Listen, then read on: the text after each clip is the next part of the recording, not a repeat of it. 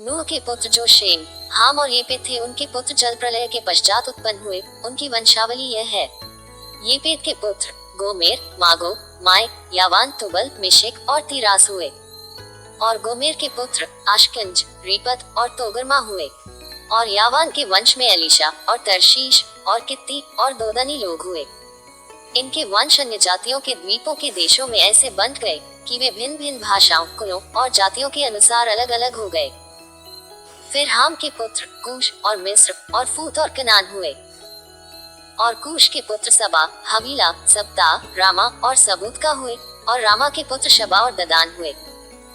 और कूश के वंश में निम्रोद भी हुआ। पृथ्वी पर पहला वीर वही हुआ है। वही यहोवा की दृष्टि में पराक्रमी शिकार खेलने वाला ठहरा। इससे यह कहावत चली है कि निम्रोद के समान यहोवा की दृष्टि में पराक्रमी शिकार खेलने वाला। और उसके राज्य का आरंभ शिनार देश में बाबुल, अक्कद और कलने हुआ। उस देश से वह निकलकर अश्शूर को गया और नीनवे, रहोबोतीर और कालह को। और नीनवे और कालह के बीच रेसेन है, उसे भी बसाया। बड़ा नगर यही है। और मिस्र के वंश में लूदी, अनामी, लहाबी, नप्तोही और पत्रुसी, कसलूही और कप्तोरी लोग हुए। कसलूहियों में से तो पलिश्ती लोग निकले। फिर कनान के वंश में उसका ज्येष्ठ सीदोन, तबहित और यबूसी, एमोरी, गिरगाशी, हिव्वी, अर्की, सीनी, अरवदी, समारी और हमाती लोग भी हुए। फिर कनानियों के कुल भी फैल गए। और कनानियों का सिवाना सीदोन से लेकर गरार के मार्ग से होकर अज्जा तक, और फिर सदोम और अमोरा और अदमा और सबोइम के मार्ग से होकर लाशा तक हुआ। हाम के वंश में ये ही हुए। और ये भिन्न भिन्न कुलों, भाषाओं, देशों और जातियों के अनुसार अलग अलग हो गए। फिर शेम, जो सब एबर वंशियों का मूल पुरुष हुआ और जो येपेत का ज्येष्ठ भाई था, उसके भी पुत्र उत्पन्न हुए। शेम के पुत्र एलाम, अश्शूर, अर्पक्षद, लूद और आराम हुए। और आराम के पुत्र ऊज, हूल, गेतेर और मश हुए। और अर्पक्षद ने शेले को और शेला ने एबेर को जन्म दिया। और एबेर के दो पुत्र उत्पन्न हुए। एक का नाम पेलेग इस कारण रखा गया कि उसके दिनों में पृथ्वी बंट गई। और उसके भाई का नाम योक्तान है। और योक्तान ने अल्मोदाद, शेलेब, हसर मावेत, थेरह, यदोरवाम, उजाल, दिकला, ओबल, अबीमाइल, शबा, ओपीर, हवीला और योबाब को जन्म दिया। ये ही सब योक्तान के पुत्र हुए। इनके रहने का स्थान मेशा से लेकर सपारा, जो पूर्व में एक पहाड़ है, उसके माद तक हुआ। शेम के पुत्र ये ही हुए। और ये भिन्न भिन्न कुलों, भाषाओं, देशों और जातियों के अनुसार अलग अलग हो गए। नूह के पुत्रों के घराने ये ही हैं, और उनकी जातियों के अनुसार उनकी वंशावलियां ये ही हैं। और जल प्रलय के पश्चात पृथ्वी भर की जातियां इन्हीं में से होकर बन गई। सारी पृथ्वी पर एक ही भाषा और एक ही बोली थी। उस समय लोग पूर्व की ओर चलते चलते शिनार देश में एक मैदान पाकर उसमें बस गए। तब वे आपस में कहने लगे कि आओ, हम ईंटें बना बना के भली भांति आग में पकाएं। और उन्होंने पत्थर के स्थान में ईंट से और चूने के स्थान में मिट्टी के गारे से काम लिया। फिर उन्होंने कहा, आओ, हम एक नगर और एक गुम्मट बना लें, जिसकी चोटी आकाश से बातें करे। इस प्रकार से हम अपना नाम करें, ऐसा न हो कि हमको सारी पृथ्वी पर फैलना पड़े। जब लोग नगर और गुम्मट बनाने लगे, तब इन्हें देखने के लिए यहोवा उतर आया। और यहोवा ने कहा, मैं क्या देखता हूँ कि सब एक ही दल के हैं और भाषा भी उन सब की एक ही है। और उन्होंने ऐसा ही काम भी आरंभ किया। और अब जितना वे करने का यत्न करेंगे, उसमें से कुछ उनके लिए अनहोना न होगा। इसलिए आओ, हम उतर के उनकी भाषा में बड़ी गड़बड़ी डालें कि वे एक दूसरे की बोली को न समझ सके। इस प्रकार यहोवा ने उनको वहां से सारी पृथ्वी के ऊपर फैला दिया। और उन्होंने उस नगर का बनाना छोड़ दिया। इस कारण उस नगर को नाम बाबुल पड़ा, क्योंकि सारी पृथ्वी की भाषा में जो गड़बड़ी है, सो यहोवा ने वही डाली। और वहीं से यहोवा ने मनुष्यों को सारी पृथ्वी के ऊपर फैला दिया। शेम की वंशावली यह है। जल प्रलय के 2 वर्ष पश्चात जब शेम 100 वर्ष का हुआ, तब उसने अर्पक्षद को जन्म दिया। और अर्पक्षद ने जन्म के पश्चात शेम 500 वर्ष जीवित रहा। और उसके और भी बेटे बेटियां उत्पन्न हुई। जब अर्पक्षद 35 वर्ष का हुआ, तब उसने शेलह को जन्म दिया। और शेलह के जन्म के पश्चात अर्पक्षद 403 वर्ष और जीवित रहा। और उसके और भी बेटे बेटियां उत्पन्न हुई। जब शेलह 30 वर्ष का हुआ, तब उसके द्वारा एबेर को जन्म हुआ। और एबेर के जन्म के पश्चात शेलह 403 वर्ष और जीवित रहा, और उसके और भी बेटे बेटियां उत्पन्न हुई। जब एबेर 34 वर्ष का हुआ, तब उसके द्वारा पेलेग का जन्म हुआ। और पेलेग के जन्म के पश्चात एबेर 430 वर्ष और जीवित रहा, और उसके और भी बेटे बेटियां उत्पन्न हुई। जब पेलेग 30 वर्ष को हुआ, तब उसके द्वारा रू का जन्म हुआ। और रू के जन्म के पश्चात पेलेग 209 वर्ष और जीवित रहा, और उसके और भी बेटे बेटियां उत्पन्न हुई। जब रू 32 वर्ष का हुआ, तब उसके द्वारा सरूग का जन्म हुआ। और सरूग के जन्म के पश्चात रू 207 वर्ष और जीवित रहा, और उसके और भी बेटे बेटियां उत्पन्न हुई। जब सरूग 30 वर्ष का हुआ, तब उसके द्वारा नाहोर का जन्म हुआ। और नाहोर के जन्म के पश्चात सरूग 200 वर्ष और जीवित रहा, और उसके और भी बेटे बेटियां उत्पन्न हुई। जब नाहोर 29 वर्ष का हुआ, तब उसके द्वारा तेरह का जन्म हुआ। और तेरह के जन्म के पश्चात नाहोर 119 वर्ष और जीवित रहा, और उसके और भी बेटे बेटियां उत्पन्न हुई। जब तक तेरह 70 वर्ष का हुआ, तब तक उसके द्वारा अब्राम और नाहोर और हारान उत्पन्न हुए। तेरह की यह वंशावली है। तेरह ने अब्राम और नाहोर और हारान को जन्म दिया, और हारान ने लूत को जन्म दिया।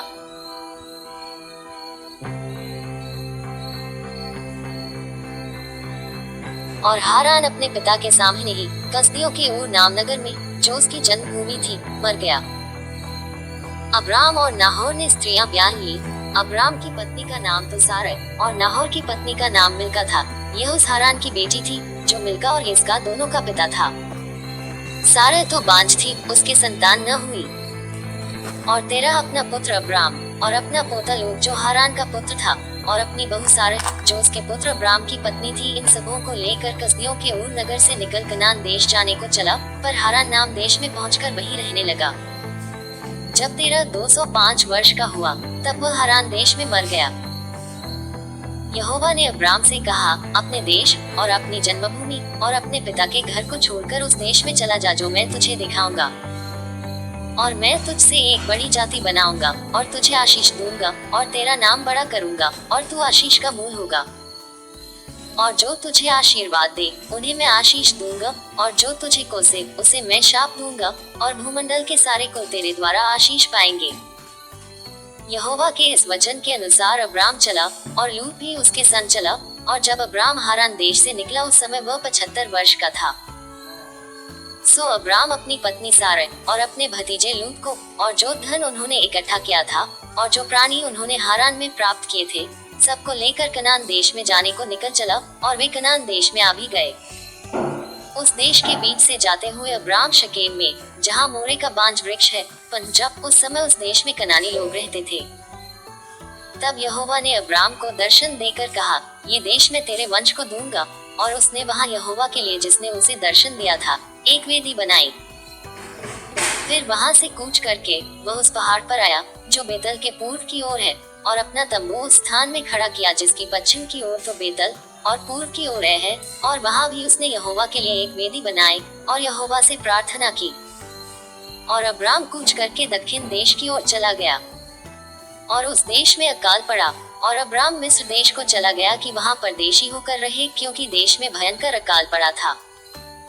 फिर ऐसा हुआ कि मिस्र के निकट पहुंचकर उसने अपनी पत्नी सारै से कहा, सुन, मुझे मालूम है कि तू एक सुंदर स्त्री है। इस कारण जब मिस्री तुझे देखेंगे, तब कहेंगे, यह उसकी पत्नी है। सो वे मुझको तो मार डालेंगे, पर तुझको जीती रख लेंगे। सो ये कहना कि मैं उसकी बहन हूँ, जिससे तेरे कारण मेरा कल्याण हो और मेरा प्राण तेरे कारण बचे। फिर ऐसा हुआ कि जब अब्राम मिस्र में आया, तब मिस्रियों ने उसकी पत्नी को देखा कि यह अति सुंदर है। और फिरौन के हाकिमों ने उसको देखकर फिरौन के सामने उसकी प्रशंसा की। सो वह स्त्री फिरौन के घर में रखी गई, और उसने उसके कारण अब्राम की भलाई की। सो उसको भेड़ बकरी, गाय बैल, दास दासियां, गदहे गधियां और ऊंट मिले। तब यहोवा ने फिरौन और उसके घराने पर अब्राम की पत्नी सारै के कारण बड़ी बड़ी विपत्तियां डाली।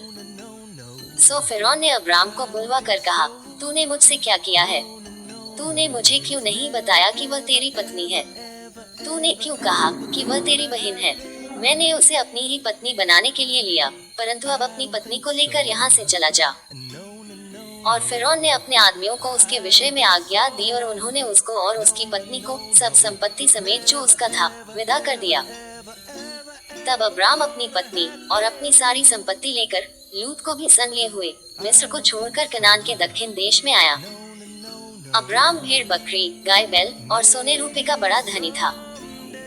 फिर वो दक्षिण देश से चलकर बेतल के पास उसी स्थान को पहुंचा जहां उसका तंबू पहले पड़ा था, जो बेतल और ऐ के बीच में है। ये स्थान उस वेदी का है जिसे उसने पहले बनाई थी, और वहां अब्राम ने फिर यहोवा से प्रार्थना की।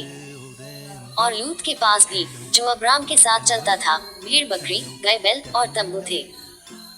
सो उस देश में उन दोनों की समाई न हो सकी कि वे इकट्ठे रहे, क्योंकि उनके पास बहुत धन था, इसलिए वे इकट्ठे न रह सके। सो अब्राम और लूत की भेड़ बकरी और गाय बैल के चरवाहों के बीच में झगड़ा हुआ, और उस समय कनानी और परिज्जी लोग उस देश में रहते थे। तब अब्राम लूत से कहने लगा, मेरे और तेरे बीच और मेरे और तेरे चरवाहों के बीच में झगड़ा न होने पाए, क्योंकि हम लोग भाई बंधु हैं। क्या सारा देश तेरे सामने नहीं? सो मुझसे अलग हो। यदि तू बाईं ओर जाए तो मैं दाहिनी ओर जाऊंगा, और यदि तू दाहिनी ओर जाए तो मैं बाईं ओर जाऊंगा। तब लूत ने आंख उठाकर यरदन नदी के पास वाली सारी तराई को देखा कि वह सब सिंची हुई है। जब तक यहोवा ने सदोम और अमोरा को नाश न किया था, तब तक सुबह के मार्ग तक वह तराई यहोवा की बाटिका और मिस्र देश के समान उपजाऊ थी। सो लूत अपने लिए यरदन की सारी तराई को चुन के पूर्व की ओर चला, और वे एक दूसरे से अलग हो गए। अब्राम तो कनान देश में रहा, पर लूत उस तराई के नगरों में रहने लगा और अपना तंबू सदोम के निकट खड़ा किया। सदोम के लोग यहोवा के लेखे में बड़े दुष्ट और पापी थे। जब लूत अब्राम से अलग हो गया, तब उसके पश्चात यहोवा ने अब्राम से कहा, आंख उठाकर जिस स्थान पर तू है वहां से उत्तर दक्षिण पूर्व पश्चिम चारों ओर दृष्टि कर, क्योंकि जितनी भूमि तुझे दिखाई देती है उस सब को मैं तुझे और तेरे वंश को युग युग के लिए दूंगा। और मैं तेरे वंश को पृथ्वी की धूल के किनकों की नाई बहुत करूंगा, यहाँ तक कि जो कोई पृथ्वी की धूल के किनकों को गिन सकेगा वही तेरा वंश भी गिन सकेगा। उठ, इस देश की लंबाई और चौड़ाई में चल फिर, क्योंकि मैं उसे तुझी को दूंगा।